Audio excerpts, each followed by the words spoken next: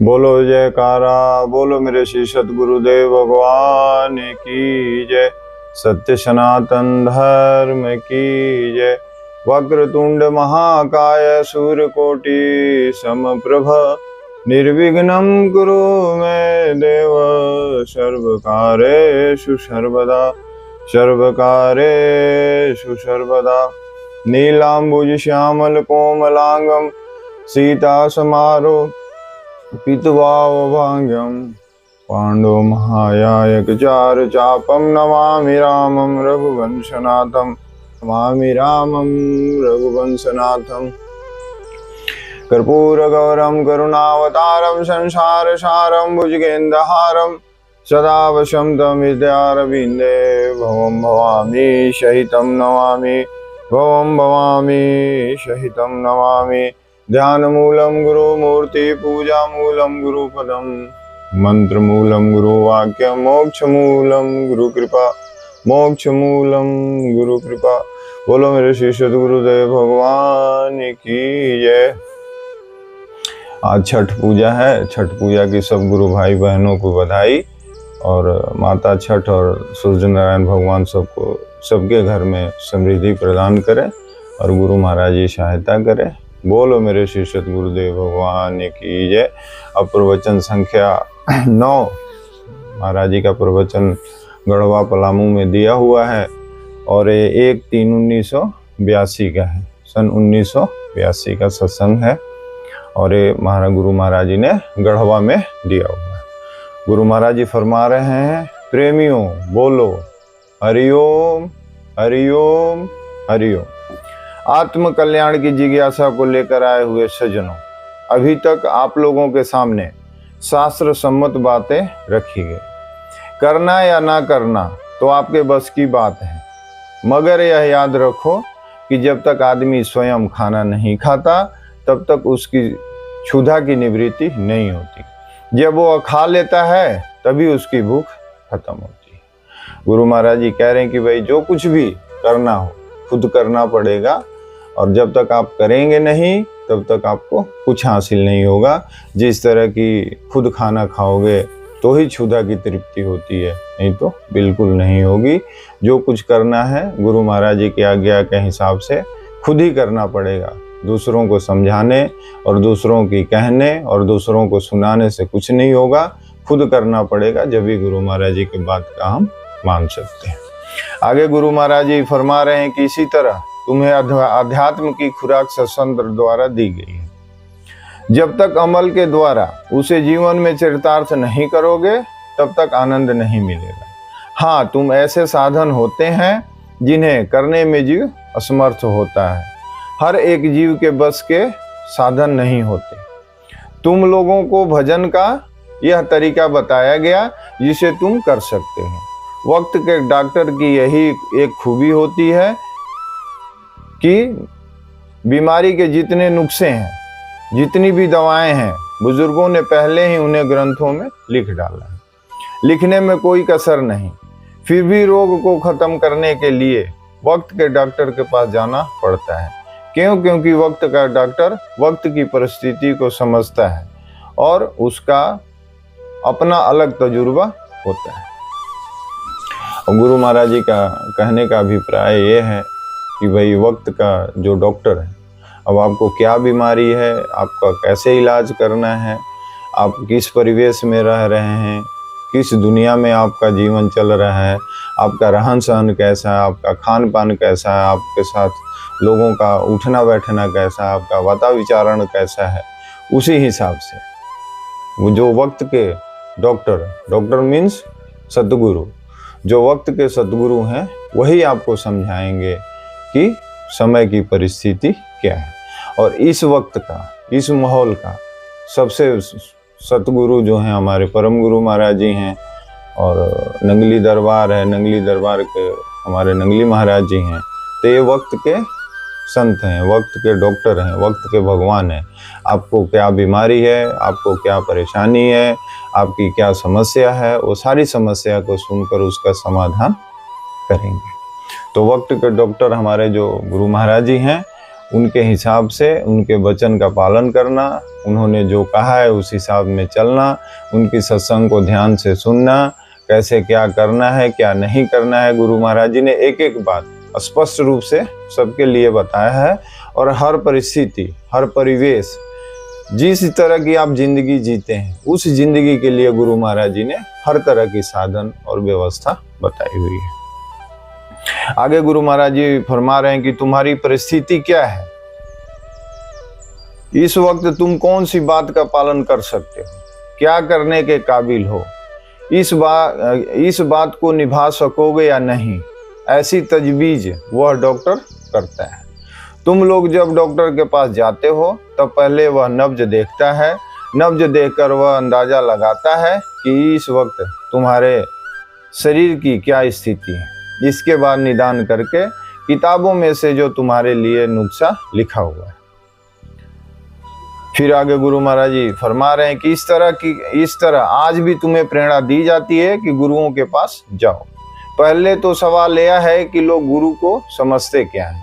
तुम्हारे सनातन धर्म के मुताबिक गुरु तो सबके भगवान शंकर ही हैं, लेकिन शंकर को तुम्हें प्रत्यक्ष देखा नहीं है। अतः उस शंकर की जगह किसी को प्रतीक बनाकर उसकी उपासना करो। गुरु महाराज जी का कहने का अभिप्राय यह है कि गुरु को क्या समझते हो, यानी गुरु जो है वो शिव रूप है और जगत का गुरु कौन है, शिव है। तो हमारे लिए तो परमपुरी में हमारे शिव ही विराजमान है और परमपुरी में शिव विराजमान है और नंगली में नारायण विराजमान है। तो हम लोगों गुरु भक्तों के लिए तो इससे बढ़िया क्या चीज है। ये तो सोने पे सुहागा है कि परमपुरी जाओ तो शिव का दर्शन करो और नंगली जाओ तो विष्णु भगवान का दर्शन करो, नारायण का दर्शन करो। उनका नाम ही हरिहर है। वो नारायण की गली नंगली को अगर नंगली को आप सही स्पष्ट रूप में देखो तो वो नारायण की गली कही जाती है। वहाँ संत महात्माओं का संगम होता है। दुनिया भर के संत महात्मा, आप नंगली दरबार में जाओगे तो वहाँ सिर्फ संत ही संत दिखेंगे। क्यों? क्योंकि वहाँ नारायण की गली है और उस नारायण की गली में एक से एक अद्भुत संत महात्मा आते हैं और दर्शन होता है। तो परमपुरी में शिव विराजमान है और नंगली में नारायण विराजमान है। तो गुरु महाराज जी का कहने का मतलब है कि आप शंकर भगवान को तो देख सकते नहीं, तो इसलिए उनके प्रतीक स्वरूप का उपासना करो, उनके प्रतीक स्वरूप का उपासना करो, यानी अपने गुरु महाराज जी का आप उपासना करो। भगवान शंकर उन्हीं के स्वरूप में आपको दर्शन दे देते हैं। आगे गुरु महाराज जी फरमा रहे हैं कि उनकी उपासना के माध्यम से तुम उस कल्याण स्वरूप सतगुरु की प्राप्ति कर सकते हो। जितनी भी प्रक्रियाएं वेद शास्त्रों में बताई गई वे सारी प्रक्रियाएं हैं तो कल्याण के लिए, लेकिन बात ऐसी है कि उसमें से तुम क्या कर सकते हो। अगर एक गरीब आदमी को यह कह दिया जाए कि भाई तुम हीरे का कुश्ता खाओ, तुम्हारा बुढ़ापा खत्म, तो क्या गरीब आदमी हीरे का कुश्ता खा सकता है? बिल्कुल नहीं खा सकता। उसको मिलेगा कुश्ता। यह आज के बस का तो नहीं।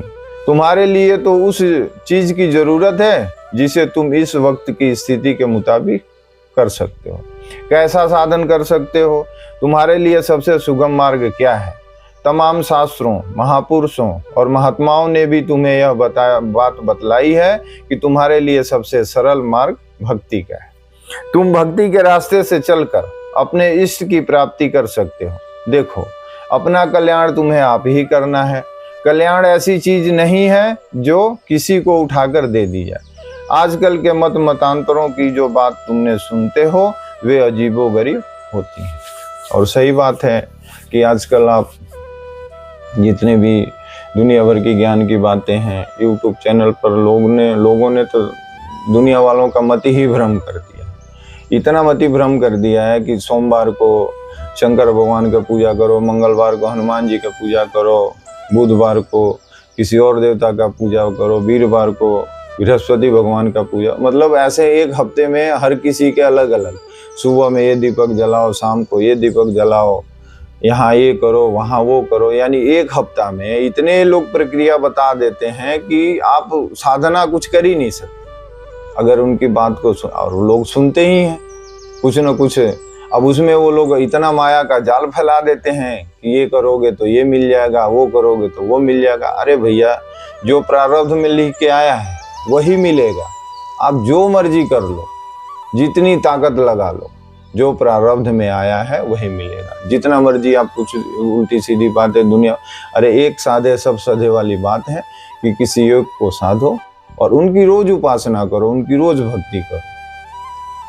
और भक्ति उपासना करोगे तभी बात बनेगी।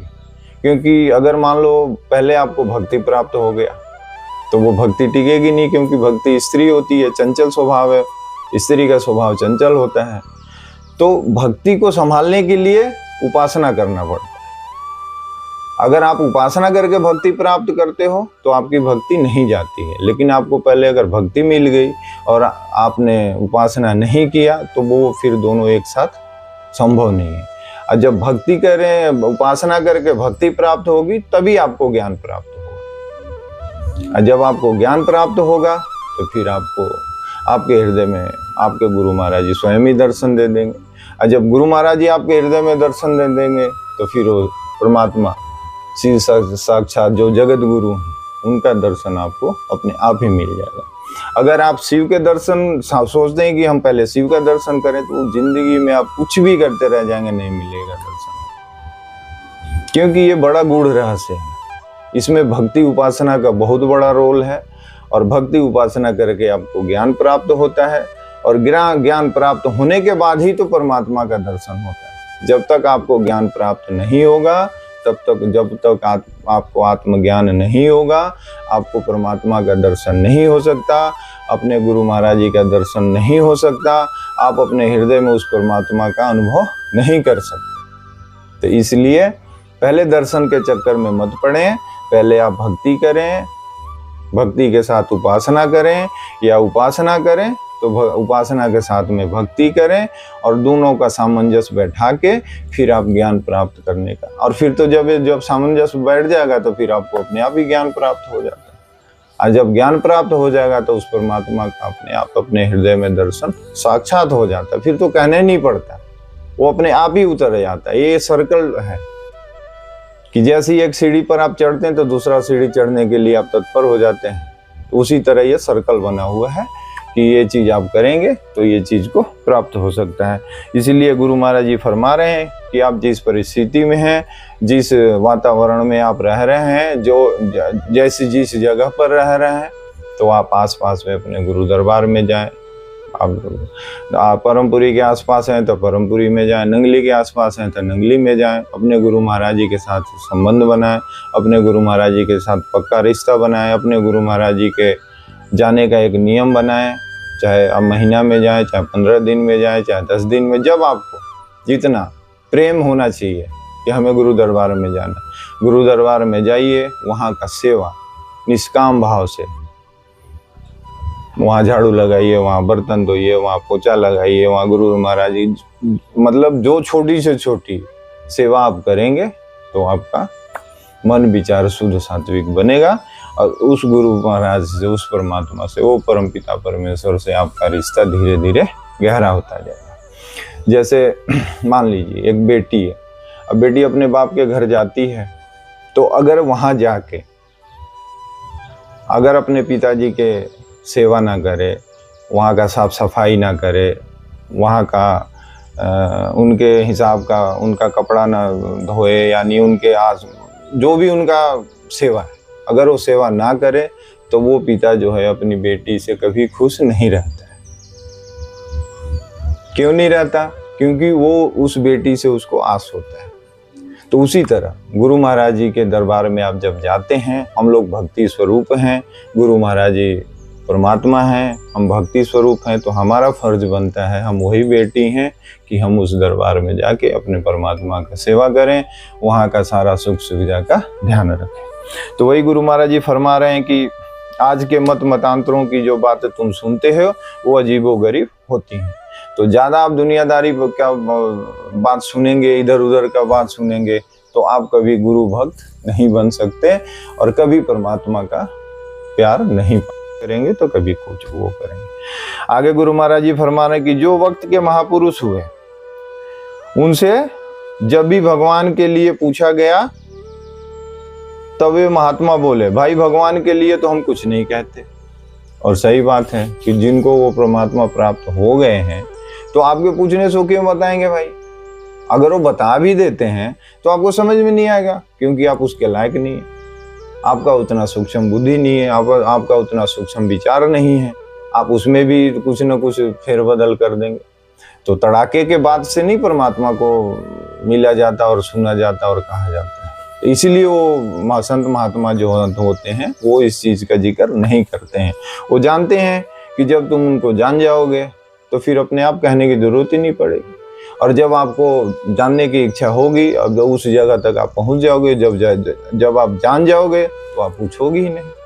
तो ये सिस्टम ही ऐसा है, ये तत्व ही ऐसा है कि जब एक के बाद एक आप सीढ़ी चढ़ते जाओगे तो अपने आप रास्ता बनता जाता है, उसमें किसी से कुछ पूछने की जरूरत नहीं होती है। सिर्फ गुरु महाराज जी उसमें मार्गदर्शक बनते हैं और वही मार्गदर्शक के काम करते हैं। तो वही परम तत्व है, वही परम ज्ञानी है, वही परम ज्ञानानंद जी हैं। अब इसमें एक बात मैं थोड़ा शेयर कर रहा हूँ कि जैसे भगवान राम थे, तो भगवान राम के सेवक हनुमान जी हैं। तो राम दुआरे तुम रखवारे, हो तने आज्ञा बिन पैसा। राम दुआरे तुम रखवारे, हो तने आज्ञा बिन पैसा। उसी तरह हमारे नंगली महाराज जी भगवान राम की तरह थे और हैं, और परम प्रभु हमारे हनुमान जी की तरह है। तो लोग वह कहते हैं कि भाई हम तो नंगली महाराज जी की सेवा करते हैं, हम तो यहाँ जाते हैं, हम तो वो करते हैं। आप कहीं भी जाओ, जब तक परम प्रभु का आप सेवा नहीं करोगे तब तक उस प्रभु का दर्शन नहीं हो सकता। जैसे हनुमान जी का सेवा नहीं करोगे तो भगवान राम का दर्शन नहीं हो सकता, उसी तरह उस परम तत्व का सेवा नहीं करोगे तो वो अद्वैत स्वरूप आप नहीं प्राप्त कर सकते। क्योंकि आप अनुभव कभी करोगे तो जब भी देखोगे तो गुरु महाराज जी वो दरवाजे पर ही विराजमान है, हनुमान की तरह सेवा में खड़े हैं। और ये प्रभु की आज्ञा है और ये कोई बनी बनाई बात नहीं है, क्योंकि गुरु महाराज जी नंगली महाराज जी ने परम महाराज जी को हनुमान, आशिक, मस्ताना, अवधूत इन्हीं नामों से पुकारा करते थे। और वो ऐसे थे भी, वो हनुमान की तरह सारा काम करते थे, हनुमान जी की तरह एकदम। महाराज नंगली महाराज जी अभी कुछ सोचते नहीं थे कि उनके मन में तुरंत भाव आ जाता। अभी प्रभु यहाँ सोच रहे हैं तो उधर पता चल जाता है यहाँ ये सोच रहे हैं। तो कैसा कनेक्शन था, जैसे भगवान राम का और हनुमान जी का, उसी तरह नंगली महाराज जी का और परम प्रभु का वैसा ही कनेक्शन था। एक में एक कनेक्शन ऐसा मिला हुआ था कि प्रभु जी जो भी सोचते थे इनको तुरंत पता लगा। तो ये, और भक्ति में यही कनेक्शन होना चाहिए, भक्त और भगवान का कनेक्शन यही होना चाहिए कि हमारे हृदय की बात परमात्मा सुन ले और परमात्मा की इच्छा जो है वो हमारे को पता चल जाए कि परमात्मा हमारे से क्या चाहे, उनकी क्या इच्छा है, हम क्या कर सकते हैं। और जो इन इच्छाओं का ही पालन नहीं करता है, उसमें चालाकी घुसड़ता, अपना मनमानी करता है, तो फिर वो काहे की बात हो रहेगी कि प्रभु दर्शन दें और प्रभु के नजदीक जाए। वो बहुत मुश्किल मामला है। तो इसमें बड़े ये सारी चीज़ें सूक्ष्म होती हैं, इसमें छोटी छोटी चीज़ों को धीरे धीरे निकालना होता है और निकाल के एकदम साफ सुथरा क्लीन वाइट बनाना होता है। तभी उसमें परमात्मा का ज़हूर नजर आता है और तभी उस परमात्मा का हम दर्शन कर सकते हैं। तभी उसमें उस परमात्मा का प्यार जो है वो पनपता है और वही प्यार शाश्वत होता है, वही प्यार उस परमात्मा के साथ जोड़ता है। इसलिए गुरु महाराज जी आगे फरमा रहे हैं कि भला शब्द उसकी व्याख्या क्या करे। अब वैसे परमात्मा का शब्द क्या व्याख्या कर सकता है, जो अनुभव का ही विषय है, जो प्रेम का विषय है, शुद्ध सात्विक प्रेम, तो उनको क्या व्याख्या किया जा सकता है और उनके बारे में क्या सुनाया जाता है। तो अनुभव का ही बात है, ये तो बातें जो होती हैं ये तो उनकी व्याख्या है,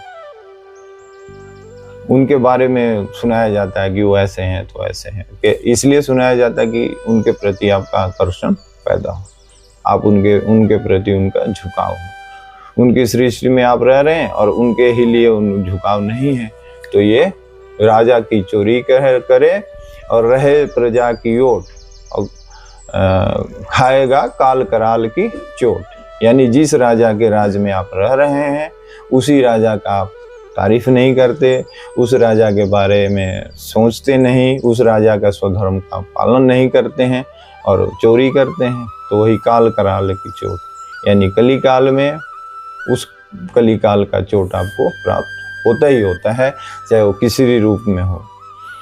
तो इसलिए आगे गुरु महाराज जी फरमा रहे हैं कि तुम लोग बता सकते हो, तुम्हारे पास कोई शब्द है दूध के स्वाद को बताने के लिए? तुम ज्यादा से ज्यादा इतना कह सकते हो कि मीठा है।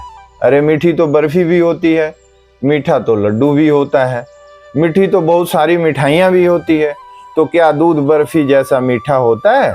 तुम इसके लिए क्या मिसाल उदाहरण दोगे? किस शब्द से तुम इसे व्यक्त करोगे? जब तुम्हारी जुबान, तुम्हारी अकल दूध के स्वाद को व्यक्त करने में असमर्थ है, तो ईश्वर को शब्दों के द्वारा कैसे व्यक्त किया जाए? उसके लिए वाणी क्या कह सकती है? वह ईश्वर क्या है, कैसा है, उसको समझने के लिए तुम्हें ढंग समझाया जाता है। अब गुरु महाराज जी उसी बात को बार बार रिपीट कर रहे हैं कि भाई तुम समझो कि उस ईश्वर के बारे में जो कुछ भी समझाया जाता है, जो कुछ भी बताया जाता है, इसलिए बताया जाता है कि उनके बारे में आप समझो, उनके प्रति आपका आकर्षण बढ़े, उनके प्रति जाने के आपके मन में लालसा हो, उनके प्रति तरफ जाने के आपका झुकाव हो, और उनके ऐश्वर्य को आप समझो कि परमात्मा की तरफ जाने का तरीका क्या है। और गुरु महाराज यही फरमा रहे हैं कि जितने भी संत महात्मा, जितने भी गुरु, इस सृष्टि पर जो भी आता है उस परमात्मा का ही गुण गाता है, और परमात्मा के तरफ ही जाने के लिए हर कोई प्रेरणा देता है कि आप इधर उधर दुनिया के चक्कर में ज्यादा मत भटको, काम क्रोध लोभ मोह अहंकार के चक्कर में मत भटको, मान सम्मान के चक्कर में ज्यादा मत पड़ो, क्या मिला क्या नहीं मिला इसके चक्कर में मत पड़ो, कितना कमाया कितना नहीं कमाया इन सब के चक्कर में भी ज्यादा मत पड़ो। उस हिसाब से आप चलो कि आप परमात्मा की तरफ आपका झुकाव ज्यादा से ज्यादा, इन चीज को लेके ज्यादा आप ध्यान दोगे तो उस परमात्मा की तरफ आप बिल्कुल नहीं बढ़ सकते, वैसी चक्रव्यूह के चक्कर में फंसे रहोगे।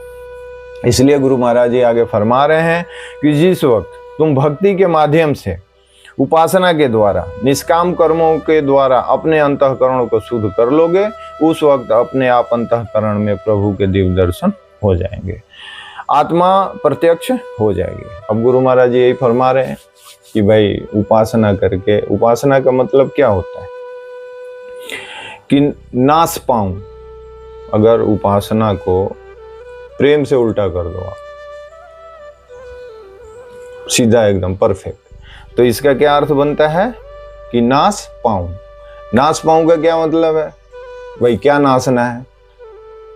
तो अपने मान सम्मान का नाश करना है, अपने लोभ को नाश करना है, अपने मोह को नाश करना है, अपने काम को नाश करना है, अपने क्रोध को नाश करना है। अब सबसे ज्यादा उपासना को परेशानी में डालने वाला, यानी जैसे आप उपासना कर रहे हैं कि भाई आप पूजा कर रहे हैं, पाठ कर रहे हैं, ध्यान कर रहे हैं, गुरु महाराज जी की आरती कर रहे हैं, नहला रहे हैं, धुला रहे हैं, तो इसमें ज्यादा, सबसे ज्यादा जो विघ्न डालने वाला चीज है वो क्रोध है। तो सबसे ज्यादा उपासना करने वाला जो व्यक्ति है उसको क्रोध पर नियंत्रण करना चाहिए। जैसे ही वो क्रोध पर नियंत्रण कर लेता है उसका उपासना परफेक्ट चलने लगता है। सुबह शाम जो कुछ भी करेगा वो शांति से करेगा, उसमें धीरे धीरे शांति, संतोष, शक्ति, भक्ति, और जहाँ शक्ति और भक्ति आ गई वहाँ आपको ज्ञान, और ज्ञान जैसे ही आ गया उसको फिर आपका वैराग हो जाता है। तो ये एक एक करके प्रक्रियाएं हैं, ये गुरु महाराज जी द्वारा मिलता है, और गुरु महाराज जी से जुड़ने से मिलता है, गुरु महाराज जी से प्रेम करने से मिलता है, गुरु महाराज जी के लिए जीने से मिलता है, गुरु महाराज जी पर निछावर होने से मिलता है। गुरु महाराज जी को लेके, चाहे आप परिवार में रहते हैं चाहे कहीं भी रहते हैं, हर काम आपका गुरु महाराज जी के लिए होना चाहिए। अब जैसे मेरी माँ थी तो घर में ना कुछ भी होता था, एक गिलास कहीं शुद्ध जल भी रखना होता था तो ये गुरु महाराज जी के लिए। हम लोग कहीं आम के पेड़ से आम भी तोड़ के लाते थे तो माँ कहती थी कि ये गुरु महाराज जी के लिए भोग लाए। अमरूद का आप बागीचा से अमरूद तोड़ के लाते थे, जंगल से छोटे छोटे करोन मको टाइप में फल फ्रूट होता था, जैसे ही लाते तो माँ कहती थी गुरु महाराज जी के लिए भोग लाना। तो यानी हर चीज, घर में हर वस्तु, इसको कहा जाता है भक्ति। यानी उस परमात्मा में इतना लीन रहती थी वो कि वो हर चीज उसको गुरु महाराज जी के लिए ही होता था। मैंने जीवन में कभी ऐसा नहीं कुछ देखा कि ये चीज उसके लिए रख लो तो ये चीज उसके लिए नहीं, जो कुछ भी था वो सब गुरु महाराज जी के लिए। तो ऐसी होती है भक्ति, और ऐसी भक्ति से परमात्मा रिश्ते हैं। और मेरी माँ का तो भक्ति परम प्रभु जानते हैं कि वो कैसी थी। वो उसको गुरु महाराज जी प्रेम से सुशीला कहा करते थे। और सुशीला का मतलब आप समझते हैं कि क्या थी। चलिए, अब तो ये ज़्यादा इमोशनल मामला हो जाएगा, इसके लिए ज़्यादा गुरु महाराज से मैं क्षमा चाहता हूँ। तो आगे गुरु महाराज जी के बातों में फिर, लेकिन कुछ ऐसी चीज़ें होती हैं, क्योंकि आप देखिए हर आदमी के ऊपर असर कैसे पड़ता है, इसलिए ऐसे पड़ता है कि उस परिस्थिति में उदाहरण कुछ बनते हैं। जैसे हमारे बाबा भास्करानंद जी थे, अपने गुरु महाराज जी के लिए उन्हें सब कुछ त्याग दिया। बाबा भास्करानंद जी ऐसे थे, हमने कहीं पढ़ा था शायद या किसी संत महात्मा के मुख से सुना था कि बाबा महाराज जी कहते थे कि मैं भास्करा के वजह से ही ये परमपुरी में रुक गया। कितनी बड़ी बात है। वो प्रभु जो हिंदुस्तान के किसी जगह में रुकने की उनको जरूरत, मतलब वो रुके ही नहीं, लेकिन बाबा भास्करानंद जी का प्रेम, बाबा भास्करानंद जी का समर्पण, बाबा भास्करानंद जी का त्याग, कोई नहीं कह सकता कि बाबा भास्करानंद जी का कितना बड़ा त्याग था, कितना बड़ा समर्पण था, कितना बड़ा गुरु। जब अब गुरु महाराज जी के सामने वो बैठते थे तो रोते ही, मैंने तो जब भी कभी देखा था तो वो भजन भी गाते थे तो उसमें रोने ही लगते थे, सामने जाते ही नहीं थे गुरु महाराज जी को। इतना प्रेम था, अब वो अनहद प्रेम था। अब वो मुझे ये लगता है कि वो जो प्रेम बाबा भास्करानंद जी के अंदर था, वो प्रेम गुरु महाराज जी से ही मिला था। क्योंकि मैंने गुरु महाराज जी के ही मुख से सुना हुआ है कि मेरे हृदय में तो इतना प्रेम है, इतना प्रेम, शाश्वत प्रेम है कि अगर मैं पत्थर को छू दूं तो वो भी पिघल जाएगा, वो भी प्रेमी हो जाएगा। तो ये प्रेम का मतलब होता है कि प्रेम शाश्वत होना चाहिए। ऐसा नहीं कि आजकल के दुनियादारी वाला प्रेम की ये वो दुनिया, ये लफड़े वाली, शाश्वत प्रेम होना चाहिए। इतना हृदय में प्रेम होना चाहिए कि वो पूरा संसार भी उस प्रेम में कम पड़ जाए। तो ये शाश्वत प्रेम होता है, ये स्वार्थी प्रेम नहीं होता है। तो ऐसे प्रेम से प्रभु रिझते हैं। तो बाबा भास्करानंद जी का प्रेम ऐसा था कि उस परमपिता परमात्मा को हम लोगों के लिए उस जगह पे कहाँ आते हैं हम, और प्रभु ने कहाँ से आके कहाँ दर्शन दिया। अब जब इतना प्रभु ने किया और हम लोग ज़्यादा लफड़े दुनियादारी के चक्कर में फंस के उस प्रभु का प्रेम हम लोग नहीं पाते हैं और नहीं प्राप्त करते हैं, तो क्या कहा जा सकता है। शायद हम लोगों से नादान दुनिया में कोई नहीं है। हम मान सम्मान के चक्कर में, ये जो हमारा मनुष्य जन्म है, सुंदर मनुष्य जन्म मिला हुआ है, और इस मनुष्य जन्म में हमें परम प्रभु जैसे गुरु मिले हैं, नंगली निवासी भगवान जैसे नारायण मिले हैं, और ये अद्वैत स्वरूप परम गुरु है। ये ऐसा संबंध है कि आप इस नाम और इस सिस्टम से जुड़ जाएं, इस स्वरूप से जुड़ जाएं। गुरु महाराज जी के स्वरूप में भी इतनी पावर है कि आप 10 मिनट वहां बैठ के, आमने सामने बैठ के, उनसे चरणों में नजर मिला के, चरणों में उनका अब नजर लगा के आप उनसे बात करके देख लीजिए, अब हर सवाल का जवाब आपको मिलता है। आपको कहीं जाने की जरूरत नहीं। ये सारी चीजें आपके हृदय की शुद्धता पर डिपेंड करता है कि आप कितना, आपका हृदय कितना शुद्ध है और कितना सात्विक है। जितना हृदय शुद्ध सात्विक होगा, उतने ही जल्दी आपको उस स्वरूप से आवाज आने लगेगी और आपको सब कुछ अपने आप प्राप्त हो जाएगा कि हाँ भाई ये चीज परफेक्ट है। तो आपको लगने लगेगा कि हम अपने गुरु महाराज जी के बिल्कुल साथ में। हमने तो कभी जीवन में अनुभव नहीं किया कि गुरु महाराज जी नहीं, मतलब समाधि ले चुके हैं। हम लोग तो जब भी यही गुरु महाराज जी विराजमान है, गुरु महाराज जी अंगसंगी लगते हैं बिल्कुल। इसीलिए हमारे जैसे लोग कहाँ से कहाँ कैसे गुरु महाराज जी के चरणों में हम लोग, और ये माता पिता का देन है। माता पिता गुरु नाम ही माथा, आयुष मांगी करहीं सब काज। तो अगर आपको इस जीवन में तरक्की करना है, इस जीवन का लाभ लेना है, इस सुंदर जीवन जीना है, सुखमय जीवन जीना है, तो अपने गुरु महाराज, माता पिता और गुरु का कभी भी किसी भी तरह से प्रेम को बेकार मत कीजिए। उनके प्रति प्रेम आप पैदा करके रखिए। इसी बात को लेकर गुरु महाराज जी आगे फरमा रहे हैं कि भक्ति और उपासना, भक्ति उपासना करके आप अपने गुरु महाराज जी को प्रत्यक्ष कर सकते हैं। आप अपने गुरु महाराज जी का दर्शन प्राप्त कर सकते हैं। और आप जब गुरु महाराज जी का दर्शन प्राप्त कर लेंगे तो फिर तो आपको कुछ सोचने समझने की जरूरत ही नहीं पड़ेगी। आप एकदम मस्त फकीर हो जाएंगे। सब कहीं भी रहते हुए मस्त फकीर हो जाएंगे। ऐसा नहीं है कि आप गृहस्थी छोड़ के ही मस्त फकीर हो सकते हैं। आप अपने गृहस्थी में भी, हमारे गुरु महाराज जी के ऐसे ऐसे भक्त गृहस्थी में थे, गृहस्थी में रह के ही ऐसे ऐसे भक्ति निभाई। नंगली महाराज जी के ऐसे ऐसे भक्त थे जो गृहस्थी में रह के भक्त, क्योंकि गुरु महाराज जी कहते थे कि भाई गृहस्थी से ही सब कुछ है, गृहस्थी जन्मदाता है हर चीज का। तो गृहस्थी छोड़ के क्या करोगे तुम? हाँ, अगर आपके मन में बैराग हो रहा है, आपके मन में वैसा सेवा भाव हो रहा है, आपको भी हनुमान बनने की शक्ति प्राप्त हो रही है, तो आप प्रेम से किसी को न दुख देके, न तकलीफ देके, न किसी के मन दुखा के आप संन्यास धारण कर सकते हैं। आप उस तरफ जा सकते हैं। अब उसमें ये है कि भाई उसमें सिर्फ गुरु महाराज जी के लिए आप काम करेंगे, और गृहस्थी में है कि आप परिवार का सेवा करते हुए दरबार से आप जुड़े रहें, तो इसमें डबल बेनिफिट होता है। आप डबल कर्मशील हो जाते हैं।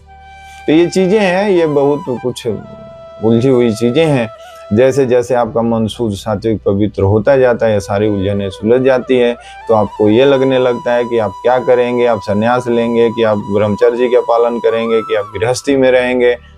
चाहे आप जहाँ रहिए, जो कहीं रहिए, सिर्फ अपने गुरु महाराज जी से जुड़े रहिए और गुरु महाराज जी का सेवा करते रहिए। फिर आप देखिए कि आपका जीवन कितना आनंदमय गुजर रहा है। और यही गुरु महाराज जी समझाने के कोशिश कर रहे हैं। आगे गुरु महाराज जी एक उदाहरण दे रहे हैं कि एक दूसरे महात्मा से किसी ने पूछा कि आपने भगवान को देखा है? महात्मा बोले, ऐसा भी कोई है जिसने भगवान को नहीं देखा है? महात्मा ने तुम्हें घड़े का दृष्टांत दिया। तुम पूछ रहे हो कि घड़े में मिट्टी कहाँ है? अरे घड़े से मिट्टी अलग कहाँ है? सारा घड़ा ही मिट्टी है और कुछ नहीं। यह तो सारा जगत है, भगवान का ही तो स्वरूप है, और है क्या अलावा इसके? सिर्फ तुम्हारे अंदर जो दोष आ चुके हैं उन्हें हटाना है। वे शुद्ध सतोगुणी हृदय होने पर ही हटते हैं। हृदय व अंतःकरण शुद्ध सतोगुण कब होता है? जब अपने इष्ट की उपासना निष्काम भाव से करेंगे।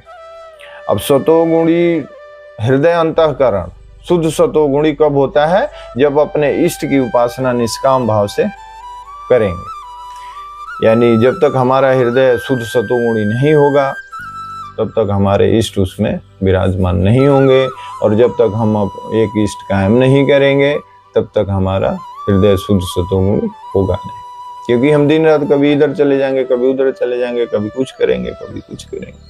तो ऐसा नहीं होना चाहिए। एक इष्ट कायम करके और उनके एक रास्ते से, एक तरीके से चलना पड़ता है, तभी वो प्रभु का दर्शन होता है, वरना नहीं होगा।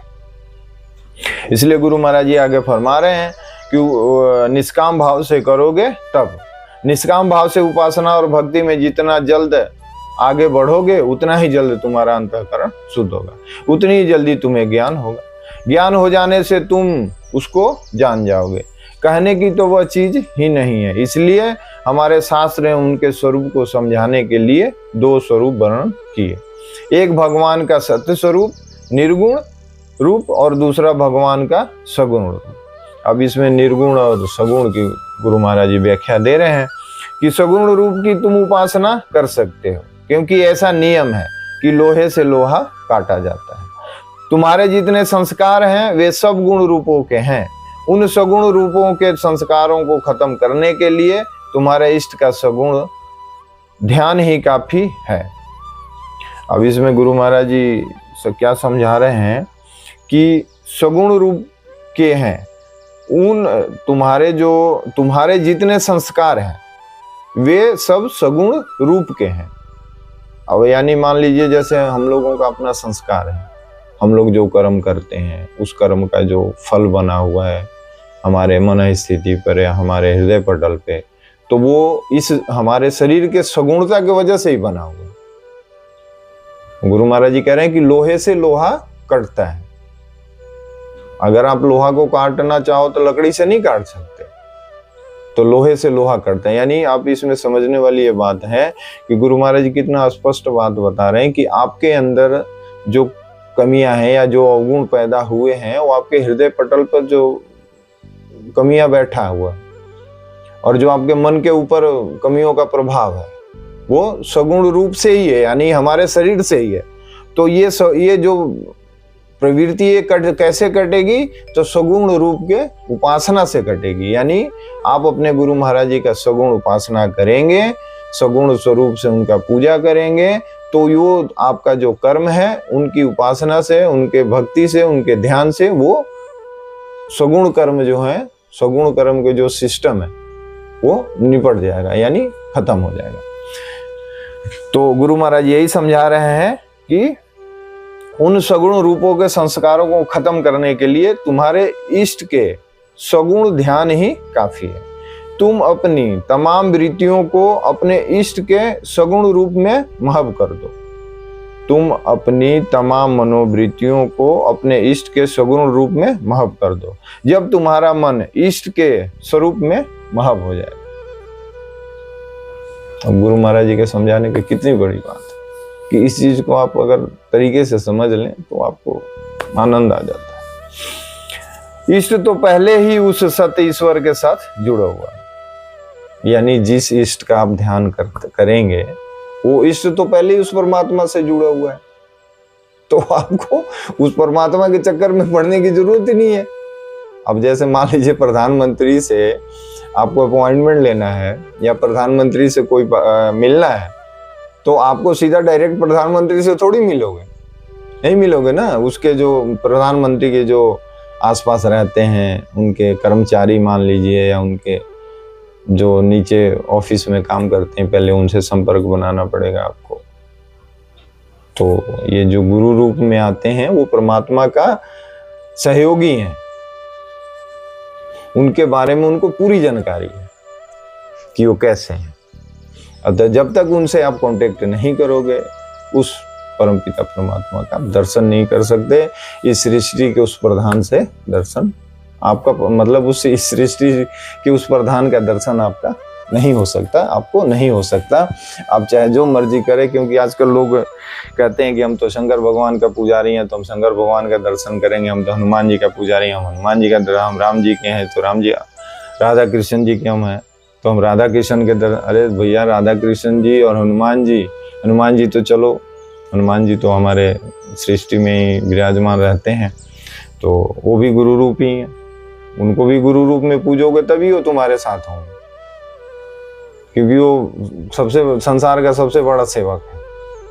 तो इस वजह से कहने का तात्पर्य यह है कि आप पहले परमात्मा के सहयोगी से जुड़ो, उनकी भक्ति करो, उनकी उपासना करो, निष्काम भाव से उनकी सेवा करो, तन मन धन से उनकी सेवा करो, तो वो जैसी वो खुश हो जाएंगे। और वो जब वो खुश हो जाएंगे तो फिर उनका जीवन स्वर्गमय हो जाएगा, आनंदमय हो जाएगा, मुक्त पुरुष हो जाओगे आप। तो यही गुरु महाराज जी फरमा रहे हैं कि इष्ट तो पहले ही उस ईश्वर के साथ जुड़ा हुआ है, फिर तुम वहां सत्य स्वरूप परमात्मा पहुंच गए, तुम्हारा काम बन गया। यानी गुरु महाराज यही फरमा रहे हैं कि जब इस तरीके से आप करोगे और इस तरीके से आप चलोगे तभी आपका काम बनेगा, नहीं तो आप भटकते रहोगे और भटकने के अलावा आपको कुछ भी हासिल नहीं होगा। पहले ऐसा नियम था कि औरत को यह बताया जाता था कि वह पतिव्रत धर्म का पालन करे, उसके लिए सबसे बड़ा धर्म वही था। मगर यह बात कब कही गई, जिस वक्त कही गई और किस ढंग से कही गई, हम आज भी कहते हैं कि तुम्हें दृढ़ पवित्रता होनी चाहिए, पति का हुक्म मानना चाहिए। मगर पुरुषों के लिए तो यह नहीं कहा गया कि तुम एक पतिव्रत धर्म का त्याग कर दो। यानी गुरु महाराज जी ये समझा रहे हैं कि भाई पत्नी के लिए तो कहा गया, लेकिन पुरुषों के लिए ये नहीं कहा गया कि तुम एक ही पत्नी का धर्म पालन करो। आगे गुरु महाराज जी फरमा रहे कि अगर तुम राम की तरह एक पत्नी व्रत का पालन करो तो तुम्हें स्त्री को यह कहने की जरूरत ही नहीं पड़ेगी कि वह पतिव्रता धर्म का पालन करे। तुम तो कहते हो कुछ और दूसरों को कहते हो कि बिल्कुल सीता हो जाए, सावित्री हो जाओ, तुम ऐसी बनो, तुम वैसी बनो। हम पूछते हैं कि क्या वे शास्त्र इतिहास तुम्हारे लिए नहीं है? यानी गुरु महाराज जी फरमा रहे हैं कि भाई सब कुछ स्त्रियों के लिए है, पुरुषों के लिए कुछ नहीं है। तुम भी तो राम बनो, तुम भी तो उस समय के महापुरुष बनो, फिर तो वह आप ठीक हो जाएगी। लेकिन तुम अपने लिए यह कानून लागू नहीं करते हो, दूसरों के लिए लागू करते हो।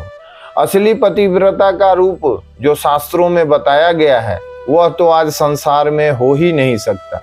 असली पतिव्रता का जो स्वरूप है उसके लिए तो कहा गया है, उत्तम के अस बस मन माही, सपने हूं आन पुरुष जग माही। यानी उस पतिव्रता धर्म के लिए शास्त्र में गुरु महाराज जी फरमा रहे हैं कि उत्तम के अस बस मन माही, सपने हूं आन पुरुष जग नाही। अगर उस पतिव्रता स्त्री के हृदय में यह भाव पैदा हो जाए कि मुझे लड़का हो तो आन पुरुष हो गया, यानी अगर उस स्त्री के हृदय में यह भाव आ जाए कि मुझे पुत्र प्राप्त हो तो भी वो आन पुरुष हो गया। अब इसमें कितनी बड़ी सूक्ष्मता है। अब आदमी तो समझता ही नहीं है, ओ हाय हल्ला करके बैठा हुआ है। यानी देखिए, समझिए इस बात को कि अगर उस पवित्रता स्त्री के हृदय में यह भाव पैदा हो जाए कि मुझे लड़का हो तो आन पुरुष हो गया, यानी उसको बच्चा होने का भी अगर भाव आता है तो वो भी आन पुरुष हो गया। पतिव्रत धर्म खत्म, यानी भाव पैदा होने से ही पतिव्रत धर्म खत्म हो जाता है। उस अव्वल दर्जे का पतिव्रत धर्म पालन तो भक्ति वाले ही कर सकते हैं, आन पुरुष और जग में है ही नहीं। अलावा मेरे पति के और कोई नहीं है, यह तो भक्त ही कर सकता है। अब देखिए, गुरु महाराज जी तो यहाँ ये बात समझा दिए कि अगर ऐसा भाव आता है तो भी स्त्री पतिव्रत धर्म का मतलब सिस्टम खराब होता है। लेकिन गुरु महाराज जी कहते हैं कि ये वही कह सकता है जो भक्ति में हो। तो भक्ति कौन है? वो स्त्री है। तो जो इंसान भक्ति में होता है, चाहे जो स्त्री भक्ति में होती हैं, तो उनके नजर में जैसे मीरा जी थी, मीरा जी के नजर में दुनिया में कोई पुरुष था ही नहीं, सिर्फ वही एक परमात्मा ही पुरुष था।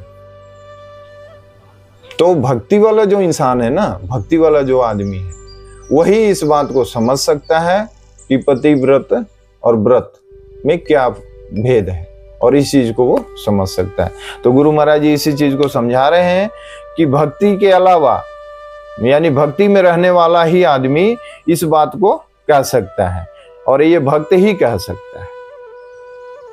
आगे गुरु महाराज जी फरमा रहे हैं कि मेरा ही इष्ट सब में है, यानी भक्ति वाला ही आदमी ऐसा कह सकता है कि मेरा जो इष्ट है वो हर रूप में है। चाहे दुनिया का जितने भी परमात्मा का स्वरूप है, वो हर स्वरूप में अपने इष्ट का दर्शन करता है। मीराबाई, गुरु महाराज जी फरमा रहे हैं कि मीराबाई गई वृंदावन। वहां उसने पूछा कि यहाँ कोई श्रेष्ठ संत हैं। लोगों ने बताया कि एक महात्मा है। वह बेचारी सीधे वहां चली गई। वहां बाहर ही चेलों ने हल्ला मचा दिया कि हमारे गुरु जी औरतों से माथा टेकवाते ही नहीं है, चलो चलो बाहर चलो, उनको आप देख ही नहीं सकती। मीरा ने कहा कि मैंने तो सुना था कि इस सृष्टि में एक ही पुरुष है और वह केवल श्री कृष्ण है। क्या यहाँ कोई कृष्ण का भैया भी रहता है? बाबा जी के कानों में आवाज पड़ी तो वे अंदर से बाहर आ गए और मीरा जी के पैरों में गिर गए और कहा, हमारी धारणा तो तुम्हारी यह अभी परिपक्व ही नहीं, तुम्हारी जैसी धारणा तो हमारी अभी परिपक्व हुई नहीं। पंजाबी में भी कहते हैं कि एक ही पुरुष और सब ही नार। तो जो इस बात को तो वही समझ सकता है कि जो भक्ति में है, भक्ति के लाइन में चल रहा है, कि भाई इस सृष्टि में तो सिर्फ एक ही पुरुष है, बाकी सब नार है। और नानक देव जी ने भी इस बात को कहा है कि पुरुष और सब ही नार, एक पुरुष ही और सब नार। यानी इस सृष्टि में एक पुरुष, वही परमात्मा जिनमें पुरुषत्व है, और बाकी तो सब नार। यानी उस परमात्मा के तरफ जाने के लिए भक्ति ही अपनाना पड़ता है। इसलिए इस दुनिया में भक्ति करने से ही उस परम पिता परमात्मा का आपका प्रेम प्यार प्राप्त हो सकता है। तो इसीलिए कहा जाता है कि इस दुनिया में एक ही पुरुष और सब ही नार, अर्थात सारी सृष्टि में पुरुष तो एक ही है और बाकी तो सब ही स्त्री स्वरूप है। भक्ति भी स्त्री स्वरूप ही है। भक्ति करने वालों को ही अपना हृदय ऐसा ही बनाना पड़ेगा। जब उसका हृदय इस तरह का हो जाएगा तो उसका इष्ट उसके हृदय में स्वतः वास कर जाएगा।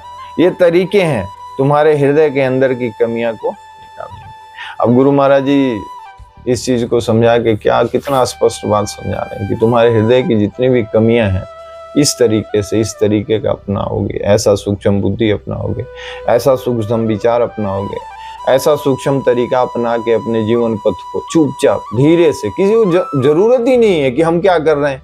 अरे आप भक्ति कर रहे हो, परमात्मा के ध्यान कर रहे हो, भजन कर रहे हो, पूजा कर रहे हो, उनकी बात बताई हुई पर चल रहे हो, तो जरूरत क्या है दूसरों को उजागर करने का, बताने का, कहने का? क्योंकि आदमी करता इतना है और बताता इतना है। और जब इंसान करने इतना लग जाएगा और बताने इतना लग जाएगा ना, तो फिर उसका सिस्टम तरीका परफेक्ट हो जाता है, वो सही तरीके से चलने लग जाता है। तो गुरु महाराज जी यही समझा रहे हैं और आगे फरमा रहे हैं कि तुम नाम का जप करो, निष्काम भाव से करो, सदग्रंथों का अध्ययन करो, तुम ऐसा करो, तुम वैसा करो, आदि आदि जितनी भी बातें बताई जाती है तुम्हारे हृदय को शुद्ध करने के लिए बताई जाती है। इस संसार में जितने भी मतांतर हैं या जो भी तरीके संसार में प्रचलित है, उन सब का मतलब अंतःकरण की शुद्धि है। ईश्वर की प्राप्ति नहीं है, ईश्वर इन साधनों से नहीं मिलता है। ईश्वर तो कृपा साध्य है, साधन तो हृदय को शुद्ध करने के लिए होते हैं। अब गुरु महाराज जी बता रहे हैं कि भाई साधन में और साध्य में फर्क है। यानी आप ये जितना भी प्रक्रिया करोगे ये साधन है, और वो प्रभु तो कृपा साध्य है, वो साधन सिद्ध है ही नहीं, वो कृपा साध्य है। उनकी कृपा होगी तो आप उनको साध सकते हो, और अब आप साधने की कोशिश करोगे तो उनकी कृपा हो जाएगी। वो साधन सिद्ध है ही नहीं। आप दुनिया में जितना मर्जी साधन कर लो, वो नहीं सिद्ध हो सकते। हाँ, आप साधन करोगे तो उनकी कृपा प्राप्त होगी, या उनकी कृपा होगी तभी आप साधन कर सकते हो। इसलिए प्रभु से, परमात्मा से यही विनती करना चाहिए, गुरु महाराज जी से यही प्रार्थना करते रहना चाहिए कि हे प्रभु, आप अपने चरणों में के तरफ जाने के लिए हमें अपना कृपा प्रदान करें। तो इसलिए आगे गुरु महाराज जी फरमा रहे हैं कि ईश्वर की प्राप्ति नहीं है, ईश्वर उन साधनों से नहीं मिलता, ईश्वर तो कृपा साध्य है। साधन तो हृदय को शुद्ध करने के लिए होते हैं। चाहे तुम कितनी मत मजहब के हो, किसी प्रक्रिया से अपने अंतःकरण को शुद्ध कर लो। जहां तुम्हारा अंतःकरण शुद्ध सात्विक हुआ, उस शुद्ध अंतःकरण में सत्य की अनुभूति हो ही जाएगी, खत्म हो जाएगा मामला। यह सत्य ईश्वर परम तत्व के विषय में जैसा शास्त्रों ने कहा संकेत करते हैं, और तुम्हें इस बात की प्रेरणा देते हैं कि तुम भक्ति के माध्यम से, निष्काम कर्म के माध्यम से, उपासना के माध्यम से हृदय को शुद्ध कर लो। यानी आपने भक्ति और उपासना करना भी है तो निष्काम भाव से। जब तक आपका निष्काम भाव नहीं होगा, ना आपके भक्ति के साथ संबंध बनेगा, ना आपके उपासना के साथ संबंध बनेगा। ये भक्ति उपासना चीज ही ऐसी है कि आप जब तक निष्काम नहीं बनोगे, आप उसके तरफ बढ़ ही नहीं सकते। और जब निष्काम हो जाओगे, तो जैसे आप कोई उपासना कर रहे हो या पूजा कर रहे हो, पाठ कर रहे हो, रोज गुरु महाराज जी की आरती कर रहे हो, हनुमान चालीसा का पाठ कर रहे हो, शंकर भगवान को रोज जल चढ़ा रहे हो, तो वहां जाओगे तो सिर्फ परमात्मा से, परमात्मा के लिए प्रेम करोगे और प्रार्थना करोगे, वहां निष्कामता रहेगी। और जहां सकामता आएगी कि हे प्रभु मेरे को ये करो वो करो, तो ये गड़बड़ हो जाता है। तो इसलिए गुरु महाराज ये समझा रहे हैं कि निष्काम कर्म के माध्यम से, उपासना के माध्यम से हृदय को शुद्ध कर लो। अंतःकरण मलिन ही कैसे हुआ? संसार की वासना से मलिन हुआ। इस संसार में हमारी सत्य भावना और वैसा होने से हमें हमारी आसक्ति हो गई। हमने संसार में आसक्ति जनित जो कर्म किए हैं, उन कर्मों के संस्कार में हमारे अंतःकरण को मलिन कर दिया। उस अंतःकरण को शुद्ध करने के लिए तुम्हें इस संसार में शास्त्र विहित कर्म करना है। मगर एक भेद है, कहते तो हो कुछ न कुछ अंश में जरूर करते हो। आस्तिक तो करता ही करता है बेचारा।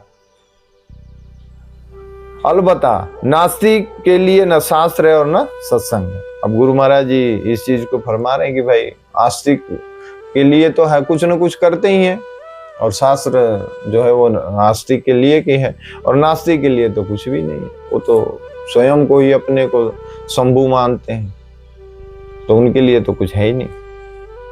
न भगवान है और न कोई महात्मा, उसके लिए कुछ नहीं है। आस्तिक शास्त्र विहित कर्म जरूर करता है, मगर उसके में सकामता ला देता है। इच्छा को लेकर कर्म करता है। अगर इच्छा से रहित होकर वह कर्म प्रभु को अर्पित कर दे तो अर्पण के बाद उसका अंतःकरण शुद्ध हो जाएगा। तुम जो विहित कर्म करते हो, दान करते हो, यज्ञ करते हो, पूजा पुण्य करते हो, तीर्थ करते हो, जप करते हो, पाठ करते हो, पूजा करते हो, या जो कुछ भी करते हो, उसके बदले में तुम किसी भौतिक पदार्थ को मत मांगो। मांगने से तुम्हारा अंतःकरण शुद्ध होगा। ज्ञान शुद्ध अंतःकरण को होता है। खाली कॉलेज में डिग्री लेने से ज्ञान नहीं होता, वो वाचिक ज्ञान होता है, शाब्दिक ज्ञान होता है। तुम लाइब्रेरी की लाइब्रेरी पढ़ डालो, उससे केवल भौतिक ज्ञान होगा, उससे केवल भौतिक चीजों की सिद्धि होगी। तुम्हें ईश्वर ज्ञान नहीं हो सकता। ईश्वरीय ज्ञान तो शुद्ध सत्व गुणी प्रधान हृदय में ही होता है। हम आमतौर पर सब लोगों को कहते हैं कि तुम और बारीक बातें न कर पाओ तो कम से कम इन मोटी बातों पर तो अमल करो। मांस खाना छोड़ दो, शराब पीना छोड़ दो, जुआ खेलना छोड़ो। इतना भी तुम कर सकते हो और दावा करते हो कि भगवान मिल जाए। क्या भगवान की कीमत तुम्हारी 2 घूंट शराब हुई? जिस भगवान के लिए तो तुम 2 घूंट शराब नहीं त्याग सकते, जिस भगवान के लिए तुम बकरे का मांस नहीं छोड़ सकते, फिर तुम भगवान को प्राप्त करने के अधिकारी कैसे हो सकते? यानी गुरु महाराज जी फरमा रहे हैं कि भाई ये जो छोटी छोटी गंदगी है जीवन में, अगर ये गंदगी आप नहीं छोड़ते हो तो फिर उस तरफ का तो बात करना ही बेकार है। और सच में ये चीजें जो हैं वो उस सिस्टम में नहीं सेट बैठता है। तुम्हारे इसका अधिकार ही नहीं है।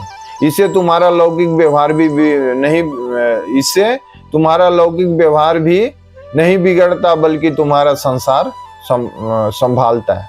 तुम्हारा अंतःकरण भी अशुद्ध होता है। जब तुम इन बातों का पर अमल कर लोगे तब इसमें सूक्ष्म बातें तुम्हारे लिए खुद ब खुद प्रकट होगी। बहुत सारे ऐसे हैं जो मांस नहीं खाते, शराब नहीं पीते, लेकिन एक गड़बड़ करते हैं। शराब नहीं पीते पर दूसरों की निंदा जरूर करते हैं, झूठी गवाही जरूर दे आते हैं, दूसरे के साथ धोखा जरूर कर देते हैं। ये क्या उनसे यह कम अवगुण है? जब तुम इन बातों को छोड़ोगे तब सत्संग की बातें तुम्हारे दिल में बैठेगी। अब गुरु महाराज जी कितना स्पष्ट बात समझा रहे हैं कि भाई चलो, मान लो तुम मांस नहीं खाते, दारू नहीं पीते, और फिर आप ये सोचते हो कि मैं ठीक हूँ, लेकिन चलो ये तो नहीं करते, लेकिन आप दिन रात दूसरे की निंदा करते हो, दूसरों को चुगली करते हो, दूसरों से ठगी करते हो, दूसरों से बेईमानी करते हो, दूसरों से झूठ बोलते हो, दूसरों से के अपने सिस्टम को ओके करने के लिए दूसरों के साथ छल छिद्र करते हो, तो ये तो उससे भी ज्यादा खतरनाक है। अब उसमें तो आमने सामने आदमी को पता लग जाता तो समाज से थोड़ा सा अलग वर्गीय अलग हो जाता है, लेकिन ये तो करते हुए आदमी समाज के साथ ही जुड़ा रहता है, और समाज के साथ जुड़ के भी ये सारी प्रक्रियाएं करता रहता है। अब इसमें जल्दी ना समाज पता लगाता है ना वो खुद ही अपने आप को पता लगाता है। तो ये झूठ, बेईमानी, चोरी चमारी, लंद फंद जितना भी है ये उससे कम नहीं है, उससे बल्कि ज्यादा है, क्योंकि ये सूक्ष्म है। वो तो हार्ड है, सामने सामने दिख रहा है कि भाई ये बंदा शराबी है, दारू पी के आ रहा है, इससे दूर हो जाए, बंदा दूर हो जाता है। ये बंदा भाई ऐसा नॉन वेज खा के आ रहा है यहाँ से, इसे 2 दिन से, खुद भी सोचता है कि भाई 2 दिन अपने फैमिली परिवार से दूर रहे, चाहे 1 दिन दूर रहे। लेकिन अगर तुम किसी से बेईमानी करके आ रहे हो तो तुम्हें कौन पहचान रहा है? तुम किसी से चालाकी करके आ रहे हो तो कौन पहचान रहा है? तुम किसी के साथ झूठ बोल के आ रहे हो, किसी की गवाही गलत दे के आ रहे हो, किसी गलत सभा में खड़ा होके गलत बात का सपोर्ट करके आ रहे हो, गलत चीज का साथ दे के आ रहे हो, तो कौन पहचाने? तो ये तो इतना सूक्ष्म है कि ये तो बहुत मुश्किल है, तो खुद समझना पड़ता है। तो इसे ये जो चीजें हैं वो उससे कम गुनाह में नहीं है, उससे बल्कि डबल में है। तो इसलिए अगर वैसे नहीं है तो फिर ऐसे भी ना रहे, तभी उस परमात्मा तत्व से, उस परमात्मा से आपका संबंध जुड़ सकता है। आगे गुरु महाराज जी फरमा रहे हैं कि अंतःकरण में इष्ट का दर्शन होने लगेगा। अगर ऐसी प्रक्रियाएं एकदम सिस्टम हट जाएगा कि आप न उस तरह के हैं न इस तरह के हैं, तो आपके हृदय शुद्ध हो जाएगा। और जब आपका हृदय शुद्ध होगा तो आपके शुद्ध हृदय अंतःकरण में उस परमात्मा का जोहर पैदा होगा, और जब परमात्मा का जोहर इस हृदय में पैदा होगा तो आपको उस परमात्मा का दर्शन भी मिल जाएगा। जब तुम एक दफा अपने इष्ट को अपने अंदर देख लोगे तब यह दुनिया तुम्हारे लिए एक खेल हो जाएगी।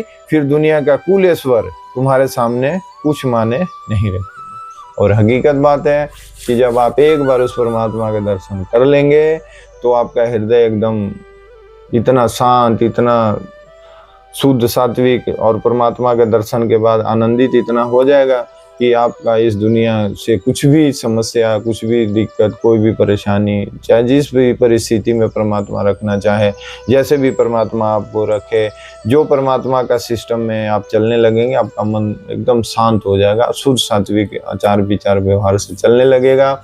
आपको हिम्मत अंदर से मिलने लग जाती है, आप आनंदित हो जाते हैं, आप खुश हो जाते हैं। जैसी भी परिस्थिति होती है उस परिस्थिति में चलने के लिए आपका पावर और शक्ति हो जाता है। इसलिए आगे गुरु महाराज जी फरमा रहे हैं कि दुनिया ऐसी ही रहेगी, यह मिट जाएगी, ऐसा नहीं होगा। किसी चेले ने गुरुजी से पूछा कि महाराज जी मेरी दुनिया ही उजाड़ दो। बाबा ने कहा भाई तू भजन करो। चेला चला गया गुफा में, वहां 6 महीने भजन करता रहा। बीच बीच में 10-5 दिन में बाहर निकलकर देखा कि दुनिया का कुछ हिस्सा कम हुआ, उड़ा या नहीं। वह 6 महीने बाद गुरुजी के पास आया, कहने लगा कि एक पत्ता भी कम नहीं हुआ, ये क्या बात हो गई? बाबा कहने लगे तुम अभी समझे ही नहीं, अब छोड़ो भजन, रहो तुम सेवा में, यहाँ हम जो कहें उसे करो। बाबा ने उसकी अपनी सेवा में रख लिया। उसने एक दिन बोले बेटा अंदर चले जाओ और उस कमरे में ताला लगा दो। दूसरी तरफ से रास्ता खोल दिया और एक मुसव्वर चित्रकार भगत को बुलाया और कहा हमारे पलंग के पास एक सांप का चित्र बना दो, ऐसा मालूम पड़े कि सांप दीवार से चलकर पलंग पर आ गया। उधर चेले को उस कमरे में जाने से रोक दिया, वह गया ही नहीं। चित्रकार ने कहा कि महाराज तैयार हो गया है। चेला आया, बोले कि बेटा उस कमरे में हमारे सिरहाने के नीचे एक लोहे की डिब्बी पड़ी है, उस डिब्बी में पारस रखा है, उठा लाओ। जैसे ही चेले ने दरवाजा खोला तो देखा कि एक बहुत मोटा सांप चलता हुआ गुरुजी के पलंग पर चढ़ रहा है। देखते ही पीछे को भागा और गुरुजी के पास आकर गिर पड़ा। गुरुजी बोले क्या हुआ रे? वह बोला एक बहुत बड़ा सांप महाराज जी के पलंग पर बैठा है। गुरुजी अंदर ले गए उसे। चेले ने जब गौर से देखा तो वह तस्वीर थी। गुरुजी ने कहा कहाँ गया सांप, क्या हुआ? इस तरह यह जगत में तेरे लिए दुख का कारण बना है, जिससे तू भयभीत है, मगर उस वक्त तक है जब तक तुमको उसकी असलियत का ज्ञान नहीं हुआ। अगर तुम्हें उस रूप का ख्याल हो जाए तब तक क्षण जगत तेरे लिए खेल हो जाएगा। आज तो तुम उल्टा ही मानते हो, तुम किसी देवता के पास भी जाते हो तो दुनिया मांगते हो। जब वास्तविकता को समझ लोगे तब इस दुनिया के पदार्थों में नहीं मांगोगे। भक्त को पर्दों को हटा दे, शुद्ध हृदय से महाराज का बने, श्री महाराज जी के बताए हुए नाम को जपे, मन लगे या ना लगे बैठकर जपे नियम पूर्वक। बाबा नानक कहते हैं, मन जाए तो जान दे, दृढ़ कर राख शरीर, चिल्ले बाजो नानका क्या करेगा तीर। तो गुरु महाराज जी कितना स्पष्ट बात बता रहे हैं कि भाई ये सारी चीजों को लेके चलते हुए अपने आप को एक नियम में, एक सिस्टम में, भजन के लिए, पूजन के लिए आप बैठो, ध्यान करो। अगर भजन में मन नहीं लगता है, ध्यान में मन नहीं लगता है, तो कम से कम अपने शरीर को बांध के रखो। 1 घंटा, आधा घंटा, 1.5 घंटा, जितना देर तक आप रख सकते हो, और भगवान का नाम जपो। तेरे मन भजन में नहीं लगता तो इसकी परवाह मत कर, तू नियंत्रण कर दे अपने मन पर कि इतनी देर तक एक जगह बैठा है, चाहे कुछ हो जाए, इतनी देर तक भजन करोगे।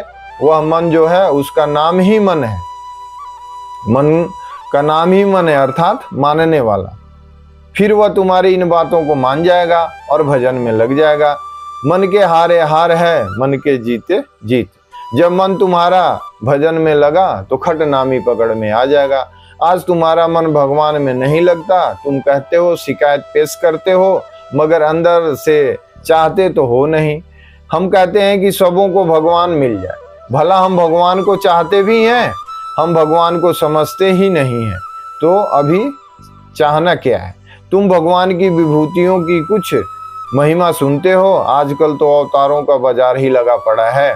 जब तुम 1000 अवतारों के या भगवान के नाम की किसी के द्वारा व्याख्या सुनते हो तो दौड़ते जाते हो, सिर्फ दुनिया की ख्वाहिशों की पूर्ति के वास्ते। जो बेचारा भोले भाले हैं वो वरदान मांगते थक जाते हैं।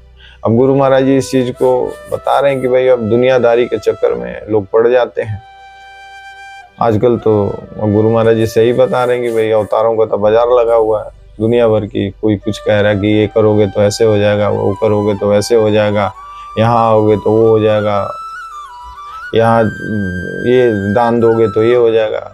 तो ये सारी चीजें जो हैं ये सृष्टि है, हर तरह के लोग हैं यहाँ पे। जब हनुमान जी जड़ी बूटी लेने जा रहे थे तो हनुमान जी के साथ भी छल करने वाला प्रकट हो गया था। तो उसी तरह यहाँ तो अगर आप अच्छा काम करेंगे तो आपके साथ भी छल छिद्र करने वाले लोग खड़े हो जाते हैं।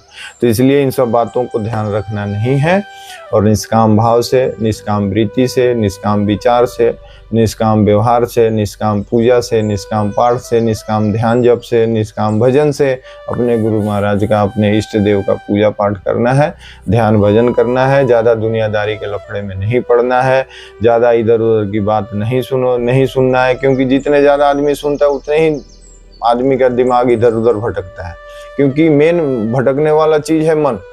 और गुरु महाराज जी मन को बता ही रहे हैं कि मन मानने वाले को मन कहा जाता है।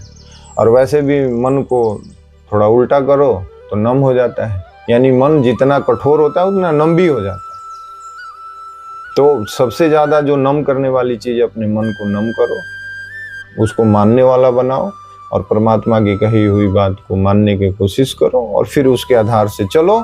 तो गुरु महाराज जी फरमा रहे हैं कि भाई उस चीज को प्राप्त आप कर सकते हो जो ये मनुष्य जन्म लेके आए हो।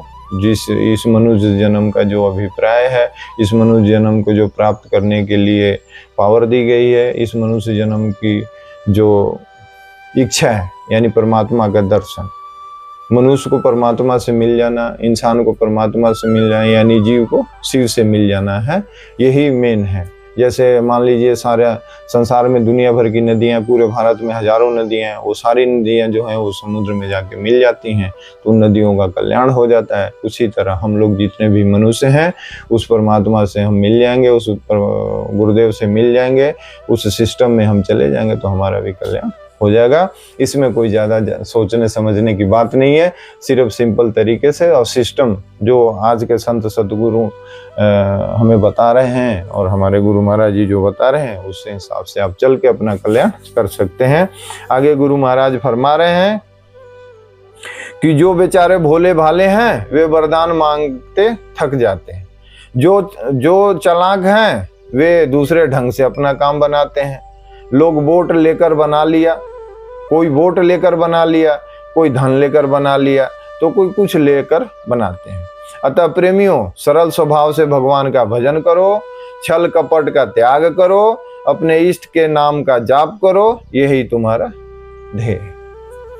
अब गुरु महाराज जी यहाँ कितना स्पष्ट बात बता रहे हैं कि भैया भगवान का भजन करो, छल कपट का त्याग करो, अपने इष्ट का नाम का जप करो। अब इष्ट का नाम का जप है, जो आपने इष्ट प्राप्त किए हैं उनका नाम का जप करो। अब हम लोग गुरु महाराज जी का अगर अब जो मंत्र है वो तो मंत्र है, अब कभी कभी गाने का भी मन करता है, ओम कभी बोल के भी जपने का मन करता है।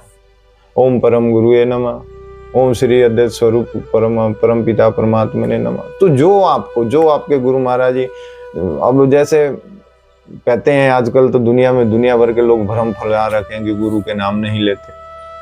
अरे भैया, आप जब परमात्मा के नाम ले सकते हो, राम जी को पूजते हो तो राम राम कहते हो, कृष्ण जी को पूजते हो तो कृष्ण कृष्ण कहते हो, तो गुरु को पूजो तो गुरु गुरु तो कहोगे। जब तक उनका किसी का नाम नहीं लोगे तो वो उनका स्वरूप आपके ध्यान में आएगा ही नहीं।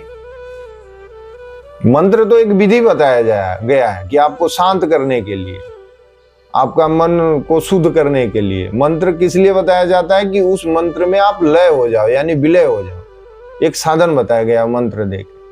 लेकिन मंत्र जप के और उस मंत्र का जाप करके जब आपका मन नम हो जाएगा, आपका मन विलय हो जाएगा, आपका मन शांत हो जाएगा, आपका हृदय शुद्ध हो जाएगा, आपका हृदय पवित्र हो जाएगा, तो फिर उस परम पिता परमात्मा से आपका मिलाप होगा।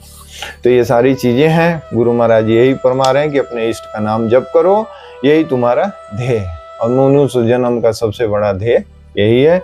अब गुरु महाराज जी लास्ट में यही फरमा रहे हैं और बार बार प्रेशर दे के भी यही फरमा रहे हैं कि भाई ज्यादा इधर उधर की बातों में मत पड़ो, छल कपट का त्याग करो, अपने इष्ट का नाम जप करो, यही तुम्हारा ध्येय है।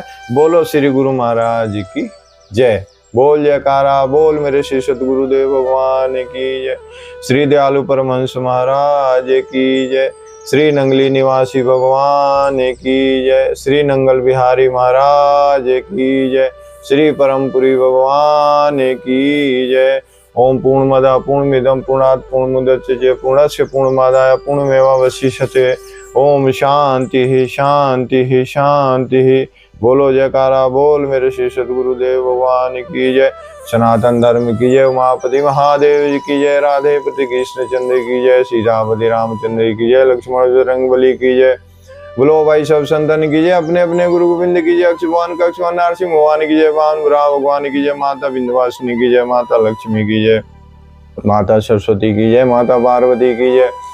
आदि शक्ति की जय। सब मैयन की जय। सब भैयन की जय। सब संत महात्माओं की जय। अपने अपने माता पिता की जय। सब हर हर महादेव। शिव शंभो काशी विश्वनाथ गंगे माता पार्वती संगे। हर हर।